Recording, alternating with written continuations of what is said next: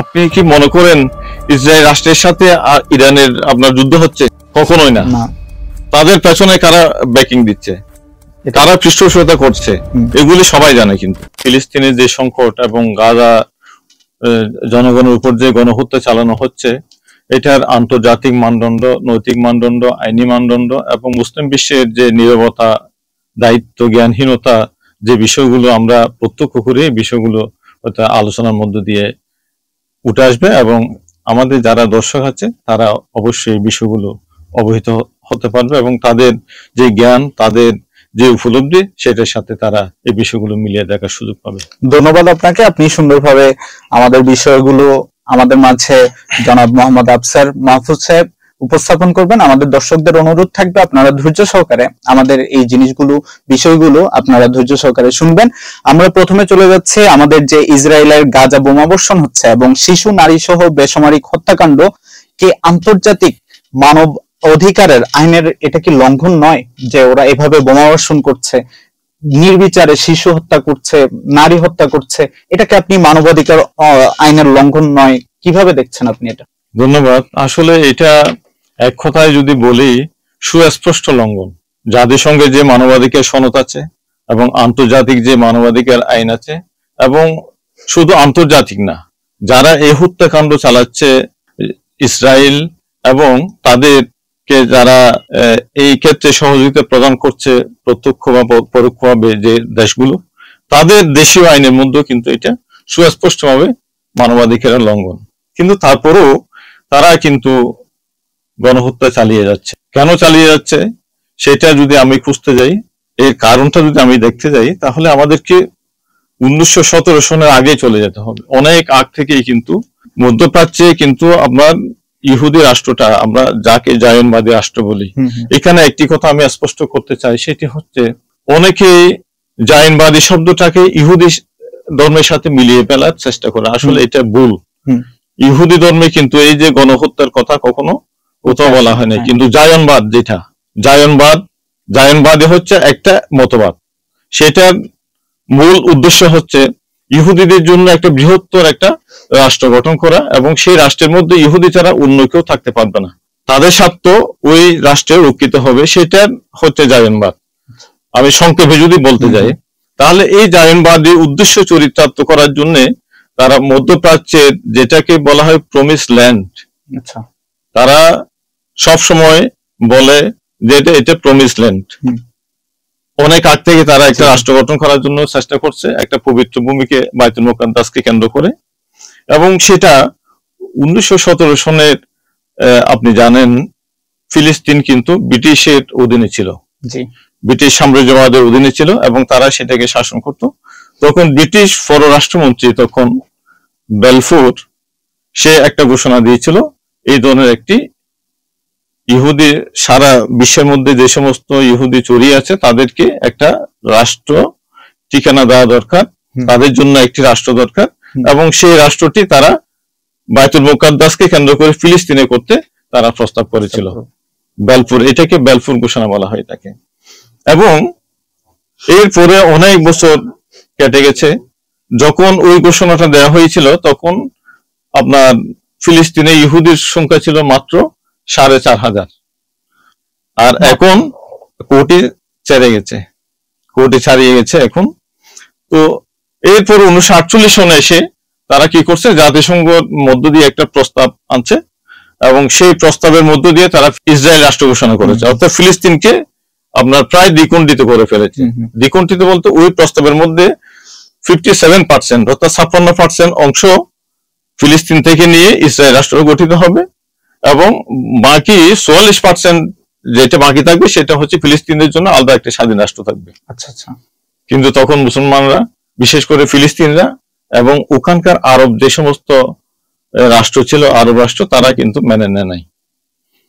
সংঘর্ষের মূলটা তখন থেকে শুরু হলো। আমার যে ঘরে এসে তুমি অন্যায়ভাবে আমার ঘরটা দখল করে ফেলবে, এটা তো আমি কখনো হতে দিতে পারি না।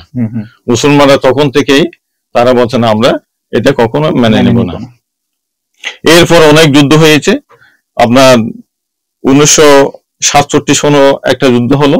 সেই 67 সনের যুদ্ধের মধ্য দিয়ে আরবদের সাথে যে যুদ্ধটা হলো সেই যুদ্ধের মধ্যে দিয়ে তারা কি করছে, আরবদের অনেক ভূমি দখল করে ফেলেছে। সিরিয়া, জর্ডান, লেবানন, মিশর, এই রাষ্ট্রগুলোর থেকে কি অনেক ভূমি তারা দখল করে ফেলছে। এবং তখনও তারা কিন্তু একাই যুদ্ধ করে না, যুদ্ধ করছে কাদেরকে নিয়ে? এই যে মার্কিন যুক্তরাষ্ট্র, ফ্রান্স, যুক্তরাজ্য থেকে শুরু করে জার্মান বা পশ্চিমা বিশ্ব, হ্যাঁ, ওদের সহযোগিতায় তারা কি করছে, আরব ভূমি দখল করছে। এখানে আরব ভূমি দখল করার পেছনে আরেকটা কারণ আছে, সেটা হচ্ছে প্রথমে যে এক সপ্তাহ পর্যন্ত যে যুদ্ধটা হয়েছে, সেই যুদ্ধে কিন্তু ইসরায়েলের অস্তিত্ব সংকটাপন্ন হয়ে গিয়েছিল। তখন তারা একটা কৌশল অ্যাপ্লাই করছে, কূটকৌশল অ্যাপ্লাই করছে, সেটা মার্কিন যুক্তরাষ্ট্রের মধ্য দিয়ে এবং ব্রিটেনের মধ্য দিয়ে প্রস্তাবটা আনছে, যুদ্ধবিরতি প্রস্তাব। যুদ্ধবিরতির যে প্রস্তাবটা দেওয়া হলো, ওই প্রস্তাব গৃহীত হলো এবং যুদ্ধবিরতির সময় তারা মুসলমানদের মধ্যে একটা অনৈক্য তৈরি করে ফেললো। জর্দানের বাদশাকে বলছে, তোমাকে আমি ফিলিস্তিনের কিছু অংশ দিয়ে দিব, মিশরকে বলছে কিছু দিয়ে দিব, আমরা যেগুলি ইয়া করছি ওগুলি তোমাদেরকে দিয়ে দিব, তোমরা এই ক্ষেত্রে কি করবা, নীরব থাকবা, আর যদি যুদ্ধে অংশ নাও তাহলে কি করবা, মির্জাফরের মতো অংশ নিবে। হয়েছে তাই পরবর্তী দেখা যাচ্ছে আপনার যুদ্ধ বাঁধলো। যুদ্ধের মধ্যে যেহেতু মুসলমানদের মধ্যে একটা অনৈক্য ছিল, সেই সুযোগটা কাজে লাগিয়ে তারা কি করছে, বৃহত্তর আর ভূমি তারা দখলে নিয়ে ফেলেছে। এরপর থেকে নানাভাবে চেষ্টা করা হয়েছে, অনেকে প্রস্তাব দেওয়া হয়েছে, ঠিক আছে তোমার ভূমি তোমাকে ফিরিয়ে দেবো, তবে একটা শর্ত আছে, সেটা হচ্ছে আমাকে স্বীকৃতি দিতে হবে। এই স্বীকৃতির বিনিময়ে মিশর বা জর্দান অনেক রাষ্ট্র কি করছে, তাদের ফিরিয়ে পেয়েছে বা ফেরত পেয়েছে। ফিরিয়ে পাওয়ার পরও দেখা যাচ্ছে কি তারা মানে ক্ষমতা প্রয়োগ করতে পারছে না। ক্ষমতা প্রয়োগ না, এখানে যে বিষয়টা সেটা হচ্ছে তাদের তো একটা স্বপ্ন ছিল। স্বপ্নটা কি, একটা বৃহত্তর ইসরায়েল রাষ্ট্র। বৃহত্তর ইসরায়েল রাষ্ট্রতে কিভাবে হবে, আপনার লেবানন, জর্দান, সিরিয়া, সৌদি আরবের একটা বিশাল অংশ। আপনি জানেন নিশ্চয় যে কিছুদিন আগেও ইসরায়েলের প্রধানমন্ত্রী বেনিয়ামিন নেতানিয়াহু একটা মানচিত্র প্রকাশ করেছিলেন, সেই মানচিত্রের মধ্যে এটা আছে। এবং এই লক্ষ্যটা অর্জনের জন্য তারা এখন প্রচেষ্টা চালিয়ে যাচ্ছে। এবং সেই প্রচেষ্টার মধ্যে সবচেয়ে বড় বাধাটা হচ্ছে কি, গাজা। কেন গাজা? আপনার ফিলিস্তিনের মধ্যে অন্যান্য যে সমস্ত সংগঠন আছে সেগুলো কিন্তু প্রতিরোধ করে না, ইসরায়েলিদেরকে প্রতিরোধ কেউ করে না, সশস্ত্র প্রতিরোধ যেটাকে বলা হয়, কিন্তু হামাস করতেছে। এবং ওখানে আরো কয়েকটা গ্রুপ আছে, যেটাকে পশ্চিমা ভাষায় বলা হয় মিলিটেন্ট গ্রুপ বলা হয় এগুলিকে, অর্থাৎ আপনার এটাকে সামরিক বা সহিংস বা সন্ত্রাসী গোষ্ঠী তারা তকমা দিয়েছে, ওরা কিন্তু প্রতিরোধ করতেছে। তো কোথায়, ওদের মূল ঘাঁটিটা হচ্ছে গাজার মধ্যে। সেই জন্য গাজাকে তারা টার্গেট করেছে এবং গাজাকে শূন্য করার জন্য তারা একের পর এক গণহত্যা চালাচ্ছে। প্রথমে তারা প্রস্তাব দিয়েছিল, তোমরা সরে যাও, তোমরা অন্য কোনো জায়গায় চলে যাও, এই ভূমিটা আমাদের দখলে থাকবে। কিন্তু ওরা ফিলিস্তিনি জনগণ, বিশেষ করে গাজার জনগণ, ওরা মেনে নেয় নাই। ওটা মেনে না নেওয়ার কারণে তারা প্রতিদিন কি করছে, গণহত্যা চালাচ্ছে। কিন্তু সবচেয়ে দুর্ভাগ্যের বিষয় হচ্ছে এই ক্ষেত্রে আমাদের মুসলিম বিশ্ব নীরব দর্শকের ভূমিকায় আছে। এই সুযোগকে তারা কাজে লাগাচ্ছে। এখনো পর্যন্ত ইরান এবং ইসরায়েলের মধ্যে যে যুদ্ধ, ভয়ঙ্কর যুদ্ধ চলতেছে, যুদ্ধের মধ্যেও কিন্তু গণহত্যা থেমে নাই। আজকেও দেখলাম প্রায় ৭৫ জন নিরীহ ফিলিস্তিনিকে হত্যা করা হয়েছে। অর্থাৎ আমরা এখানে দেখতে পাচ্ছি যে আমেরিকার যে জাতিসংঘ, তারা সবচেয়ে বেশি এখানে মানবাধিকার প্রশ্নে তারা সবচেয়ে বেশি উচ্চারণ, মানে তাদের কণ্ঠ বলিষ্ঠ হয়ে যায়। কিন্তু এক্ষেত্রে আমরা তাদেরকে একদম নীরব ভূমিকা পালন করতে দেখছি এবং তারা এই জিনিসটাকেই বলতে যাচ্ছে যে এটা তারা আত্মরক্ষার জন্য, অর্থাৎ ইসরায়েল নিজেদের দেশকে বা নিজেদের দেশের মানুষদেরকে রক্ষা করার জন্য এই গাজায় তারা বর্বরতা চালাচ্ছে।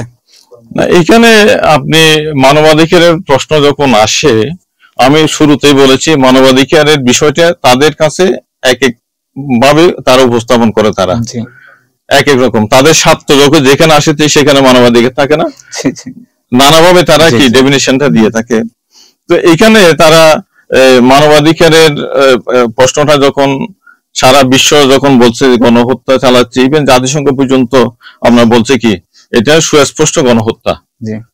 তারপরে আপনি জানেন 2024-এ সাউথ আফ্রিকা আন্তর্জাতিক ন্যায় বিচার আদালতে ICJ, ইন্টারন্যাশনাল কোর্ট অফ জাস্টিসে কিন্তু একটা মামলা করেছিল সাউথ আফ্রিকা। সেই মামলার রায়ে স্পষ্ট বলা হয়েছে এটা কি গণহত্যা, গণহত্যা, এবং এটা থামাতে হবে। থামানোর জন্য নির্দেশনা দেওয়া হয়েছিল, কিন্তু সেই নির্দেশনা এখনো পর্যন্ত বাস্তবায়িত হচ্ছে না। কোন পেশি শক্তির বলে এই এতগুলা জাতিসংঘ বা এতগুলো দেশ তাদের বিরুদ্ধে কথা বলার পরও এই যুদ্ধটা এত ভয়াবহ, নির্মতা, এত বর্বরতা কেন বন্ধ হচ্ছে না? আপনার কি মনে হয়? না, এখানে তো আমি প্রথমে বলেছি এটা স্বার্থের একটা বিষয় আছে। স্বার্থটা কি? এটা ইসরায়েল রাষ্ট্র। আপনি কি মনে করেন ইসরায়েল রাষ্ট্রের সাথে ইরানের আপনার যুদ্ধ হচ্ছে? কখনোই না। তাদের পেছনে কারা ব্যাকিং দিচ্ছে, কারা পৃষ্ঠপোষকতা করছে, এগুলি সবাই জানে। কিন্তু তো যারা তাহলে কিন্তু কেন দিচ্ছে? আপনি আমাকে প্রশ্ন করতে পারেন কেন দিচ্ছে, কেন এই ইহুদি রাষ্ট্রটিকে বা জায়নবাদী রাষ্ট্রটিকে তারা ওখানে কি বাঁচিয়ে রাখার জন্য আপনার চেষ্টা করে যাচ্ছে। এইখানে দুটো বিষয় আছে। একটা হচ্ছে তাদের স্বার্থ। স্বার্থটা কি? মধ্যপ্রাচ্যের বুকে যদি একটা জায়নবাদী রাষ্ট্র তাদের প্রতিনিধিত্ব করে, তাহলে পুরো মধ্যপ্রাচ্যের উপর শুধু নয়, পুরো মুসলিম বিশ্বের উপর তারা ছড়িয়ে ঘুরাতে পারবে, আধিপত্য প্রতিষ্ঠা করতে পারবে। একই সঙ্গে মুসলিম বিশ্বের যে সম্পদ আছে, প্রাকৃতিক সম্পদ বলেন, অন্যান্য যে সম্পদ আছে, অন্য যে কোনো জনগোষ্ঠীর চেয়ে মুসলিম গোষ্ঠীর সম্পদ অনেক বেশি। এই সম্পদগুলি কিন্তু ব্যবহৃত হচ্ছে না। আপনি যেমন ইথিওপিয়া দেখেন, সুদান দেখেন, মাটির নিচে সম্পদ, সব সম্পদ আছে, প্রাকৃতিক সম্পদ, কিন্তু ওগুলো উত্তোলনের সুযোগ পাচ্ছে না। কেন পাচ্ছে না? গৃহযুদ্ধ লাগিয়ে দিয়েছে ওরা চায় না মুসলিম বিশ্ব আবার মাথা উঁচু করে দাঁড়ায়। তারা জানে মুসলিম বিশ্ব যখন মাথা উঁচু করে দাঁড়িয়েছিল তখন তাদের যে কোণঠাসা অবস্থা ছিল, যদিও মুসলিম বিশ্ব কারোর উপর কখনো অত্যাচার করে নাই মুসলিম শাসকরা, কিন্তু তারা মাথা উঁচু করে দাঁড়াতে পারে নাই। জ্ঞান বিজ্ঞান থেকে শুরু করে প্রতিটি ক্ষেত্রে মুসলমানদের একটা আধিপত্য ছিল। আপনি জানেন আমাদের নবী পাক সাল্লাল্লাহু আলাইহি ওয়াসাল্লাম বিদায় হজ্জের ভাষণে স্পষ্ট বলেছিলেন যে আমি তোমাদের জন্য দুটো জিনিস রেখে যাচ্ছি, একটা হচ্ছে পবিত্র কোরআন, আর একটা হচ্ছে আমার সুন্নাহ। এই দুটো জিনিস যদি তোমরা আঁকড়ে ধরো তাহলে তোমাদের মধ্যে কি থাকবে? ঐক্য থাকবে।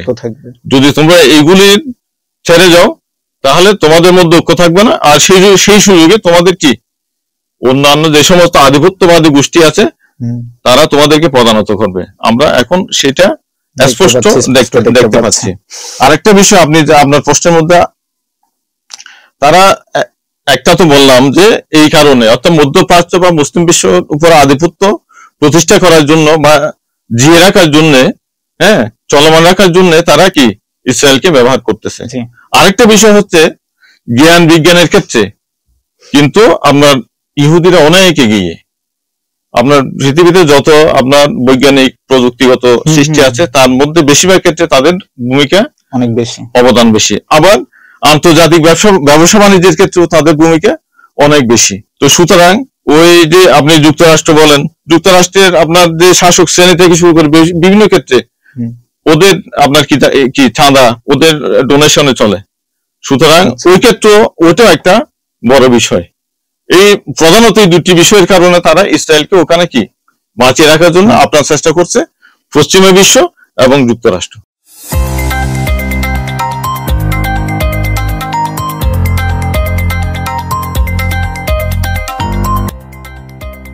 সত্যের সন্ধানে নির্ভীক, P News TV।